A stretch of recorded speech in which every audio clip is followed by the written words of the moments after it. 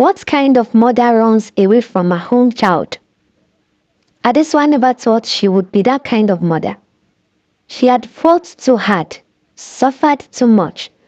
She had prayed endlessly, fasted for days, and endured the humiliation of being called barren. Her mother-in-law, Mama Jesse, had made sure she never forgot her pain.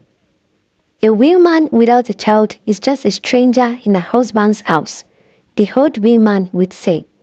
Her words like sharp knives cutting through Adesua's heart. Give us a son or leave my son alone. For years, Adesua wept in silence.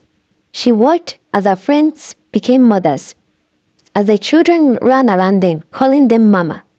She wanted that too. She needed that. When she finally conceived, it felt like a miracle. Ade was her everything. She swore to protect him at all costs. But no one understood her love for her son. When she warned the house elves to be careful, they whispered behind her back. Madam is so attached to her child. She doesn't trust anyone within. She watches him like a hawk. One by one, they left, or rather, she sent them away. No one could take care of Ade better than she could. She bathed him, fed him, slept beside him. When people told her Ade was too old to be beaten with his mother, she snapped at them. He is my son. I brought him into this world. I will care for him however I choose. And so, the years passed. Ade grew. He became a handsome young man, but something about him was different. He was always watching her. His gaze lingered too long. His presence felt too close. She ignored the warnings. She ignored the strange feelings in her gut. Until the night she woke up to find him standing over her bed. His eyes were filled with something she couldn't understand. Or maybe she did, but refused to believe it. And that was the night a nightmare began. The night was dark. The mother ran out of the house, her heart pounding like a drum. She didn't stop running until she reached her neighbor's house. She knocked hard. Who is there? The neighbor asked. It's me. Please open, the mother cried. The door opened, and she rushed inside. Locking it behind her, she was shaking. Her clothes were wet with sweat. What happened? The neighbor asked. The mother could not speak. She was breathing fast. Is it your son again? The neighbor asked in a whisper. The mother nodded. The neighbor sighed. You need to do something fast. That boy is not normal. The mother burst into tears. What do I do? He is my son, but he wants to. She could not finish her sentence. It was too terrible to say out loud. The neighbor shook her head. You must leave that house. Your life is in danger. The mother wiped her tears. I will send him to the rehab center first thing in the morning. But money came with a shock. When the mother returned home, the door was open. The house was quiet, so quiet. She stepped inside slowly. Son, she called. No answer. She walked into his room. It was empty. His bed was not slept in. His clothes were gone. The boy had disappeared. Her heart stopped. Where could he be? She ran outside, asking neighbors. No one had seen him leave. She checked the streets, the markets, the parks. No sign of him. Days passed, then weeks. The mother could not sleep. She jumped at every sound. She feared he was hiding, waiting to come back. Then one night, she heard a knock on the door. Her heart froze.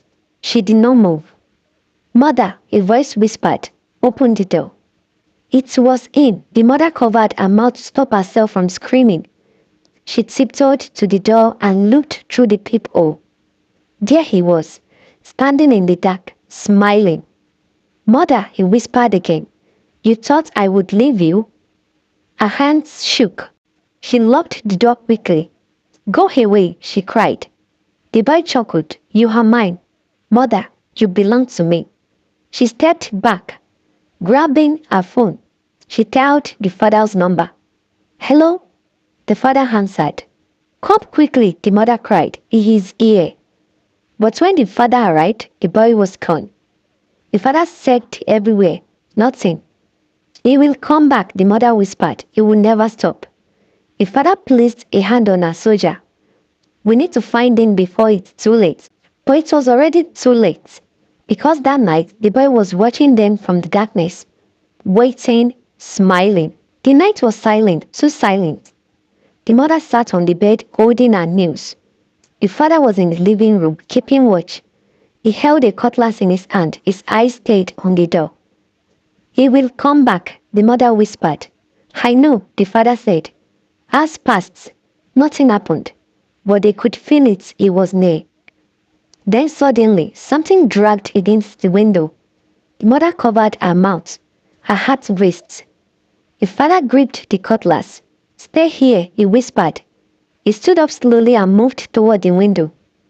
He pulled the curtain. Nothing. But just as he turned away, the window burst open. The mother screamed. The father swung the cutlass, but there was no one there. Only a small folded note on the floor. The father picked it up. His hands shook as he opened it. The note just had 3-letter words. I am close. The mother burst into tears. What does he want from me? The father clenched his jaws. We must find him before he finds you. The next morning, they went to the police. But the officer only sighed. Madam, your son is not a criminal. We cannot arrest him. You don't understand, the mother cried. He is dangerous. He is sick. The officer shook his head.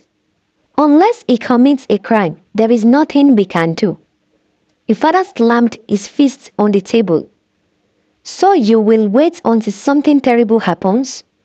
The officer sighed again. We will keep an eye out for him. It was useless. They left the station feeling hopeless. We have to find him ourselves, the father said. I will ask people. Check the streets. Someone must have seen him.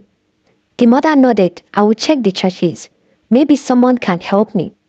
They got separated. But as the mother walked to a church, she felt someone watching her. She turned around. No one. She took another step. A shadow moved behind her. She walked faster. Her heart pounded. She reached the church gate and rushed inside. An old pastor was praying. Pastor, please help me, she cried. My son is after me. The pastor opened his eyes. He looked at her for a long time. Then he said something that made her freeze. Your son is already here, the mother gasped. Where?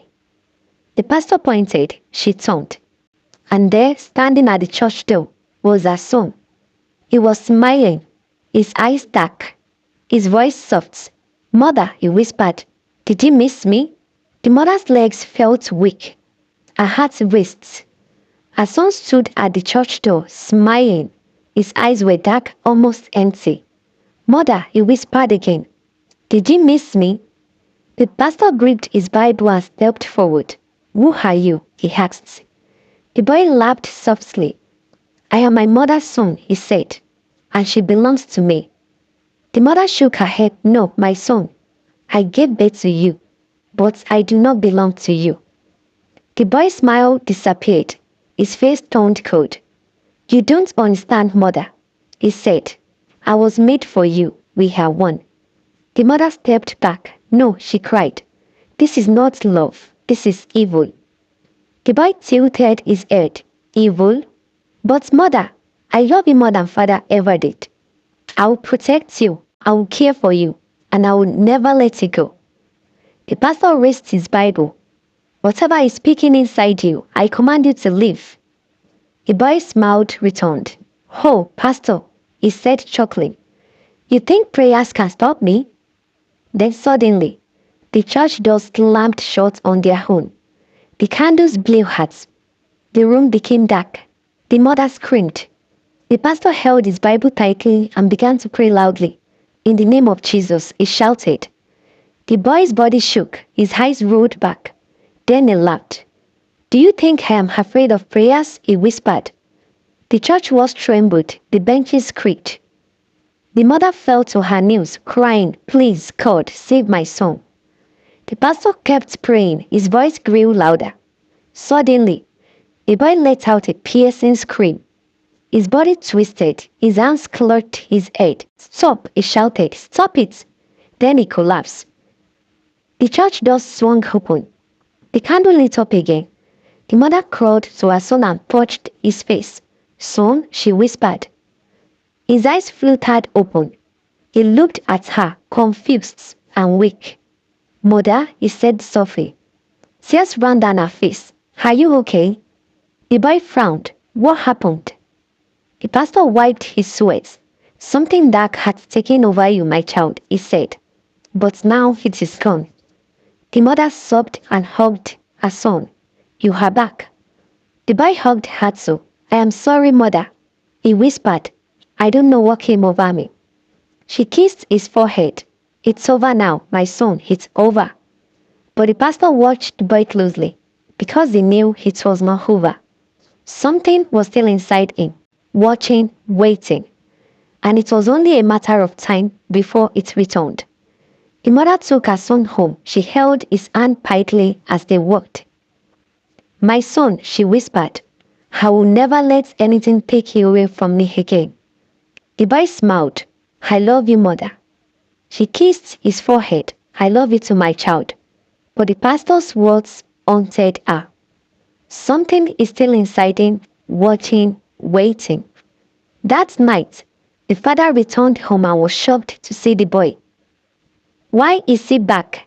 the father asked, his voice firm. The mother held the boy protectively. The pastor prayed for him. "He is fine now." The father's eye darkened. "No, he cannot stay here." The boy frowned. "Father, you don't want me home?" The father took a deep breath. "I don't trust you." The mother gasped. "How can you say that about your own son?" The father clenched his fists. "Because I know what I saw." The boy chuckled softly. "Father," he said, stepping closer, "I only wanted mother's love." The father didn't move. He stared deep into the boy's eyes. "You are lying," the father whispered. The boy tilted his head. "Am I?" The mother stopped between them. "Enough. We are a family. We must stay together." The father sighed and walked away. "If anything happens, don't say I didn't warn you." That night, the mother lay in bed, but she could not sleep. A strange feeling filled the air. She turned to her side and closed her eyes. Then she heard it, whispers. Soft, slow, right beside her. Her body stiffened. She opened her eyes slowly. The boy was lying beside her. His eyes were open, staring at her, smiling. "Mother," he whispered. Her breath caught in her throat. "Why are you here?" "I missed you," he said. His fingers traced her arm. She pulled away. "Go back to your room," the boy begged. "But mother, you love me, don't you?" The mother sat up. "Of course I do. But this is not right." The boy smiled. "It feels right to me." Her heart pounded. "Go to bed now." The boy's smile faded. His eyes turned cold. "Okay, mother," he said softly. He stood up and walked away. But as they reached the door, he turned back. His voice was not his own when he spoke. "Sweet dreams, mother." The door closed, and the room felt colder than before. The mother covered her mouth, shaking. She knew now the pastor was right. It was not over. As she was trapped, the mother could not sleep. She sat up in bed, sweating. The air was cold, yet her skin felt hot. Her son's last word echoed in her mind. "Sweet dreams, mother." But she knew there would be no dreams tonight, only nightmares. She needed to do something fast. She grabbed her phone and dialed the pastor's number. No answer. She tried again, still nothing.